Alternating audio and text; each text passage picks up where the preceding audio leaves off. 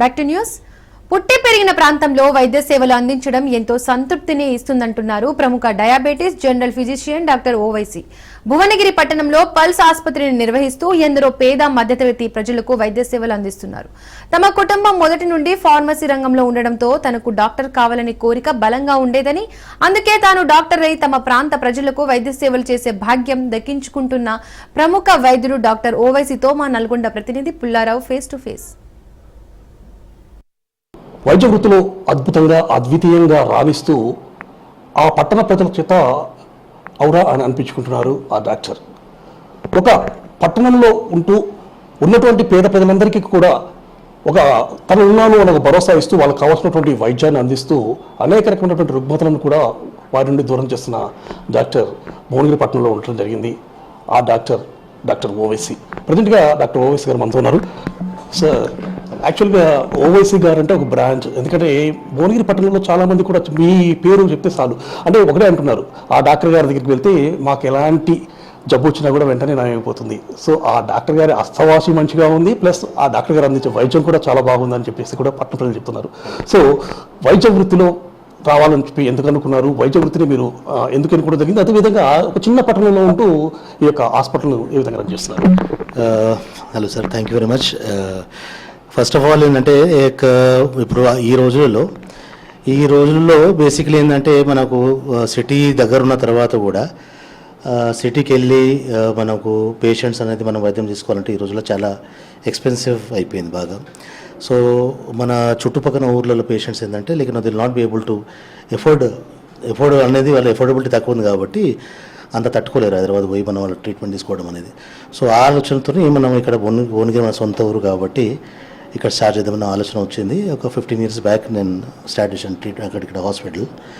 And patient ఆశీర్వాదాలతోనే మనం patients so they are మనం ట్రీట్మెంట్ ఇస్తున్నాము. And they are happy, patient is also happy. And basically ఏం లేదంటే సొంతూరు ఏదైనా చేయాలని ఒక ఆలోచన ఉండే. సో దానివల్ల మనం భువనగిరిలో ఎస్టాబ్లిష్ చేయడం అనేది జరిగింది సార్. అంటే మీ కుటుంబ పరంగా ఎవరైనా వైద్య వృత్తిలో ఉన్నారండి, మీరు ఒకరే ఉన్నారా? బేసిక్లీ మా ఫ్యామిలీ అంతా కూడా ఫార్మసికల్ బ్యాక్గ్రౌండ్. బేసిక్లీ మాకు గత 60-70 years నుంచి మా తాతగారు కానీ మా ఫాదర్ మా బాబాయ్ వీళ్ళంతా కూడా దేవర్ బేసిక్లీ ఫార్మా బిజినెస్లో ఉండేవాళ్ళు, మెడికల్ షాప్స్ కానీ ఏజెన్సీస్ కానీ. సో అట్లా మా ఫాదర్ కూడా ఇంట్రెస్ట్ ఉండేది నేను డాక్టర్ కావాలని. సో నేను కూడా డాక్టర్ అయిన తర్వాత సిటీలో మనం చేయడం అనేది అందరూ చేస్తారు కాబట్టి సొంతూరులో ఏదైనా చేయాలనే ఆలోచనతో మనం సొంతూరులో స్టార్ట్ చేసాం సార్. సో వైద్య వృత్తిలో ముఖ్యంగా ఏ డిగ్రీస్ అంటే దట్ మీన్స్ ఏ రంగంలో? సో నేను డిప్లొమా కార్డియాలజీ చేశాను సార్, డిప్లొమా డయాబెటాలజీ చేశాను ఎంబీబీఎస్ తర్వాత. సో తర్వాత నేను ఫిజిషియన్గా ప్రాక్టీస్ చేస్తున్నాను. And basically cardiology and diabetology practice చేస్తున్నాను ఇక్కడ భువనగిరిలో. డయాబెటీస్ సంబంధించి మీ దగ్గరికి వస్తే ఎలాంటి డయాబెటీస్ పేషెంట్ వచ్చినా కూడా వెంటనే తగ్గిపోతుంది. ముఖ్యంగా డయాబెటీస్ మాకున్నదా అన్న భావన కూడా వాళ్ళలో కలుగుతుందని చెప్పేసి కూడా చాలా మంది ప్రజలు అంటే ముఖ్యంగా ఇక్కడికి వచ్చినట్టు హాస్పిటల్కి వచ్చినటువంటి వారు చెప్తున్నారు. ఎలా అనిపిస్తుంది సార్? షుగర్ అనేది బేసిక్లీ ఈ రోజులో చాలా కామన్ సార్. మనకు తెలంగాణ అనేది తెలంగాణ హైదరాబాద్ అనేది క్యాపిటల్ సిటీ ఆఫ్ డయాబెటీస్ అంటారు ఈ రోజుల్లో. సో వచ్చినప్పుడు ఏంటంటే వాళ్ళు ఒక భయంతో వస్తారు పేషెంట్స్ అంతా కూడా. సో సరిగా అవగాహన లేకపోవడం వలన, సరిగా ట్రీట్మెంట్ లేకపోవడం వలన వస్తారు. సరైన ట్రీట్మెంట్ ఇచ్చిన తర్వాత వాళ్ళకు మనం ఫుడ్ రెస్ట్రిక్షన్స్ ఏం చేయాలనేది చెప్పిన తర్వాత చాలా వరకు వాళ్ళకు కంట్రోల్ వచ్చేస్తుంది షుగర్. సో తర్వాత ఏంటంటే వాళ్ళు యాజ్ ఏ నార్మల్ వాళ్ళకు షుగర్ నార్మల్ అయిపోయిన తర్వాత వాళ్ళు కూడా ఒక కాన్ఫిడెన్స్ అనేది డెవలప్ అవుతుంది. మనకు ఏం ప్రాబ్లం పెద్దగా ఏం లేదన్నట్టు ఒక కాన్ఫిడెన్స్ అనేది వాళ్ళకి వస్తుంది అన్నట్టు. సో డయాబెటీస్ లక్షణాలు ఏంటి సార్? సో పేషెంట్స్ కొత్తగా షుగర్ వచ్చిన వాళ్ళకి ఏంటంటే మూత్రం ఎక్కువ రావడం కానివ్వండి, లేకుంటే ఆకలి ఎక్కువ కావడం కానీ, సో కొంతమందికి బాడీ పెయిన్స్ రావడము, బాగా కాలు చేతి తిమ్మిడి రావడము, నిద్ర రాకపోవడము, కొంతమంది ఏంటంటే బరువు తగ్గిపోవడము, ఇవన్నీ కూడా రకరకాల సిమ్టమ్స్. ప్రతి పేషెంట్స్కి డిఫరెంట్ రకాల లక్షణాలు వస్తుంటాయి. సో టెస్టుల్లో మనకు తెలిసిపోతుంది. దానిలో ఫాస్టింగ్ పోస్టింగ్ బ్లడ్ షుగర్ అని చేస్తాము. 3 months బ్లడ్ షుగర్ ఒకటి ఉంటుంది, HbA1c అనేది. దీంట్లో మనకు నిర్ధారణ చేసుకోవచ్చు షుగర్ ఉందా లేదా అనేది. సో దాన్ని బట్టి పిల్లలకు వచ్చే షుగర్ అయితే ఉంటుందో దాన్ని టైప్ 1 డయాబెటీస్ అంటారు. సో పెద్దోళ్ళకి వచ్చేది సామాన్యంగా అవుతుందో టైప్ 2 డయాబెటీస్ అంటారు. దాన్ని బట్టి ఏ రకమైన డయాబెటీస్ అనేది షుగర్ లెవెల్స్ ఎంత ఉందని బట్టి దాన్ని బట్టి ఇన్సులిన్ వాడుకోవాలన్నా, టాబ్లెట్స్ వాడుకోవాలన్నా, ఇట్లాంటి టాబ్లెట్స్ వాడుకోవాలి అనేది దాన్ని కూడా మేము డిసైడ్ చేస్తాం అన్నట్టు. యాక్చువల్గా గతంలో చూస్తే డయాబెటీస్ పేషెంట్ చాలా తక్కువగా ఉండేవారు సార్. ఎందుకంటే ఎవరికి కూడా చాలామంది 100లో 1 ఇద్దరికి ఉండేది. కానీ ప్రజెంట్గా ఉన్నటువంటి ఈ సిచ్యువేషన్ బట్టి చూస్తే మాత్రం దాదాపు ప్రతి ఒక్కరికి కూడా డయాబెటీస్ ఉన్నట్లు కూడా తేలుతుంది. ఈ డయాబెటీస్ రావడానికి గల ప్రధాన కారణం ఏంటి? ఒకటి వంశపారంపర్యంగా షుగర్ అనేది వస్తుంది సార్. యాక్చువల్లీ లేకనో పేరెంట్స్కు, గ్రాండ్ పేరెంట్స్ కానీ లేకనో మేనత్త మేనమామలు కానీ ఉన్నా కూడా వచ్చే అవకాశాలు ఉంటాయి చాలా వరకు. రెండోది ఏంటంటే మనం తీసుకునే ఫుడ్ వల్ల కూడా ఇప్పుడు ఈ రోజుల్లో ఫాస్ట్ ఫుడ్ తీసుకోవడము, లేకనో ఈ బిర్యానీలు తినడము, పిజ్జాలు, బర్గర్లు, సో దాంతోపాటు ల్యాక్ ఆఫ్ ఎక్సర్సైజ్ లేదు. సో స్ట్రెస్ ఒక ఫ్యాక్టర్ ఉంది యాక్చువల్లీ. సో దాంతోపాటు అలవాట్లు చాలామందికి ఉంటాయి, ఆల్కహాల్ కానీ సిగరెట్ స్మోకింగ్, ఇవన్నీ కూడా కారణాలు. సో ఇదివరకు ఏంటంటే పేషెంట్స్ లేకుంటే ఎవరైతే మన జనరల్ పాపులేషన్ అయితే ఉన్నారో బాగా ఎంత తినేటోళ్ళు అంత వర్క్ చేసేటోళ్ళు అంతా కూడా. ఈ రోజుల్లో మనకి ఏంటంటే మనము తినేది అనేది అంతే ఉంది, బట్ మనం ఫిజికల్ యాక్టివిటీ లేదు. దానివల్ల చాలామందికి షుగర్ అనేది బయటపడుతుంది. మెయిన్ వచ్చేసి స్ట్రెస్ లేకపోతే అలవాట్లు, ఫుడ్ హ్యాబిట్స్, వంశపారంపరంగా ఇవన్నీ కూడా కారణాలండి. డయాబెటీస్ తగ్గించుకోవడానికి ముఖ్యంగా ఎలాంటి వ్యాయామాలు చేస్తే బాగుంటుంది, అదేవిధంగా వాళ్ళ ఆహార అలవాట్లు ఏ విధంగా ఉంటే బాగుంటుందని చెప్పి? సో డయాబెటీస్ అనేది ఒక్కసారి మనకు లేకనో కన్ఫర్మ్ అయితే మోస్ట్ ఆఫ్ ద టైమ్స్ అనేది లైఫ్ లాంగ్ అనేది ఉంటుంది. దాన్ని కంట్రోల్ చేసుకోగలుగుతాం. బేసిక్లీ డయాబెటీస్ అనేది ఓ disorder, it's not a disease, it's a disorder. So దాన్ని ఏంటంటే మనము లేకనో లైఫ్ లాంగ్ ఉంటుంది. మనం మెడికేషన్స్ అనేది ఖచ్చితంగా తీసుకుంటూ ఉండాలి. దాంతోపాటు దాన్ని కంట్రోల్ చేసుకోవడానికి ఫిజికల్ యాక్టివిటీస్ మస్ట్. కనీసం half an hour to 45 minutes అనేది మనము వ్యాయామం చేయాలి, ఎక్సర్సైజ్ చేయాలి. బేసిక్లీ వాకింగ్ అని, బ్రిస్క్ వాక్ అంటాం మేము. బేసిక్లీ ఏంటంటే కొంచెం బాగా స్పీడ్గా నడవడము, చెమటలు వచ్చేదాకా నడవడము, లేకపోతే సైక్లింగ్ కానీ, స్విమ్మింగ్ కానీ, ఇవన్నీ కూడా మనం ఒక హాఫ్ అన్ అవర్ 45 minutes చేసుకుంటే చాలా వరకు షుగర్ అనేది కంట్రోల్ ఉంటుంది. సో దాంతోపాటు ఫుడ్ హ్యాబిట్స్ అనేది కంట్రోల్ పెట్టుకోవాలి. కార్బోహైడ్రేట్స్ అనేది తగ్గించాలి, కొంచెం స్వీట్ మానేయాలి పూర్తిగా. సో షుగర్ అనేది పూర్తిగా పోదు, డయాబెటీస్ పూర్తిగా పోదు, బట్ మనము దీన్ని కంట్రోల్ పెట్టుకోగలుగుతాం. అదేవిధంగా మీరు కార్డియాలజీ కూడా డిప్లొమా చేస్తున్నారు. కానీ ప్రజెంట్గా ఉన్నటువంటి రోజుల్లో చాలా మంది కూడా హార్ట్ స్ట్రోక్ వచ్చేసి అకస్మాత్తుగా చనిపోతున్న పరిస్థితి నెలకొంది. సో ఈ విధమైనటువంటి హార్ట్ స్ట్రోక్స్ అనేవి కరోనా తర్వాత, అంటే ముఖ్యంగా కరోనాకు సంబంధించినటువంటి వ్యాక్సిన్స్ తీసుకోవడం వల్ల ఈ హార్ట్ స్ట్రోక్స్ వస్తున్నాయని చెప్పేసి కూడా పెద్ద ఎత్తున కూడా వార్తలు వస్తుంది నేపథ్యంలో. దీన్ని ఏ విధంగా చూడొచ్చు? సో కరోనా తర్వాత డెఫినెట్లీ మనకు ఈ హార్ట్ స్ట్రోక్స్ రావడం అనేది లేకపోతే ఇన్సిడెన్స్ అనేది ఎక్కువైపోయింది, అది వాస్తవం.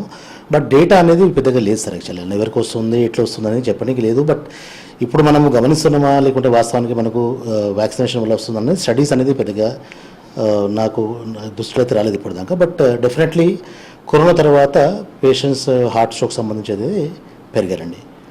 సో అది సేమ్ థింగ్ యాక్చువల్లీ.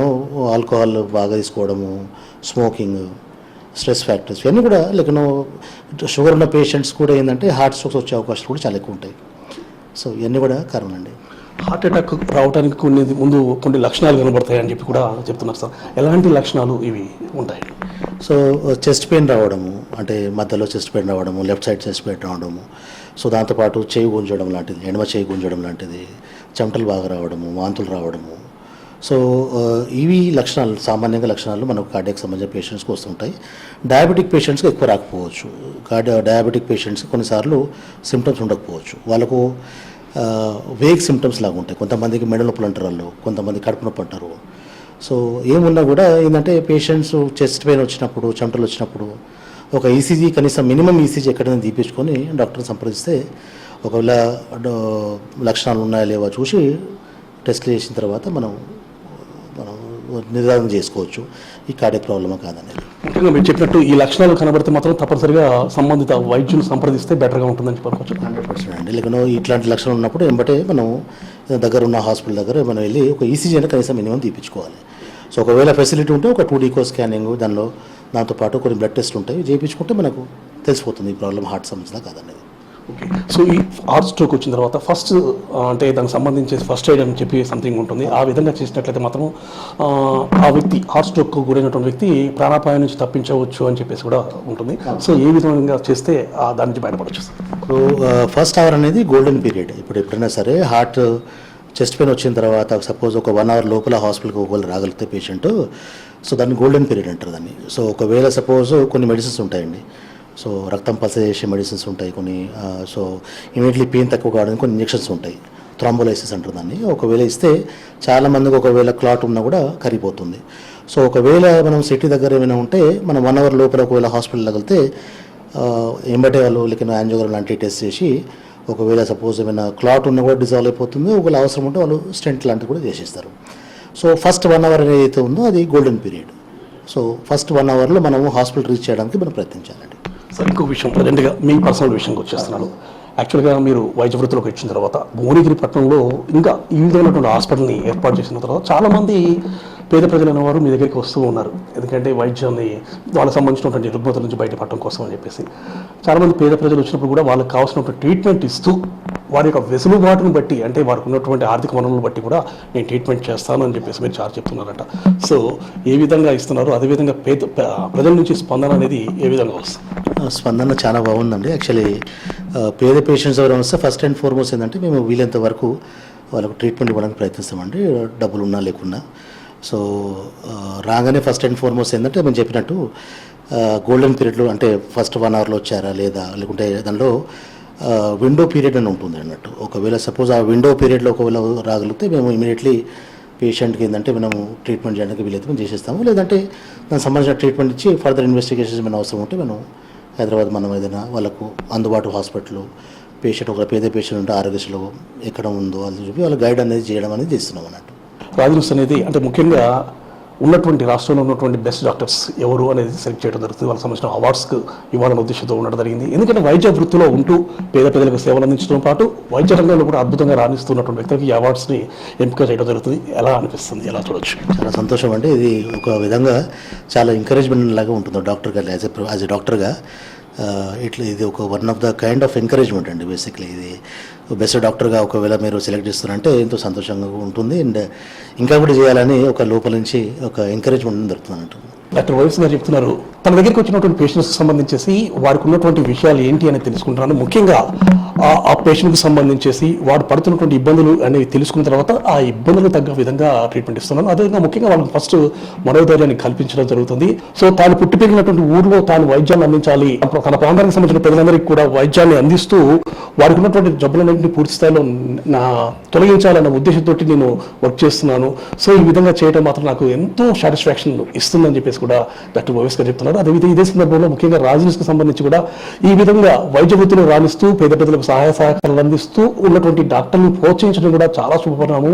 దీనివల్ల డాక్టర్స్ అనే వాళ్ళు ఇంకా ముందు ఇంకా మరింత సేవలు అందించాలన్న ఉద్దేశానికి వాళ్ళు వస్తుంటారు. కాబట్టి ఈ విధంగా రాజు చేస్తున్న పని కూడా అభినందనలు అని చెప్పేసి కూడా డాక్టర్ వైఎస్ చెప్తున్న పరిస్థితి ఉంటుంది. భువనగిరి నుండి కెమెరా రవికిరణ్తో పుల్లారావు, రాజు న్యూస్.